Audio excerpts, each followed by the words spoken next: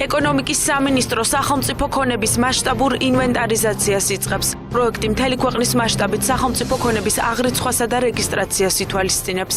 სახელმწიფო ქონების ეროვნულმა სააგენტომ ინვენტარიზაციის საპილოტე პროექტის ფარგლებში თბილისსა და გარდაბანში უკვე მოახდინა ობიექტების ნაწილის აღრიცხვა. ქონების პრივატიზებიდან შემოსავალმა შარშან 3 მილიონი ლარი შეადგინა. ინვენტარიზაციისთვის საჭირო ხელსაწყოები მთავრობის სარეზერვო ფონდიდან დაფინანსდა. მიწის ნაკვეთებისა და შენობა ნაგებობების აღწერისთვის კი სპეციალური მობილური ჯგუფები ჩამოყალიბდა. თბილისის გარდაბნის მუნიციპალიტეტში 625 ობიექტი იქნა ინვენტარიზირებული, ფართობი მიწის ფართობი აქ არის სადღაც 5.500.000 კვადრატული მეტრი. საქართველოს მთავრობის სარეზერვო ფონდიდან 2014 წლის ბოლო კვირაში გამოყოფილი იქნა 1.80 მილიონი ლარი, რომელთაც შეძენილი არის 16 ავტომობილი და შესაბამისი აღჭურვილობა.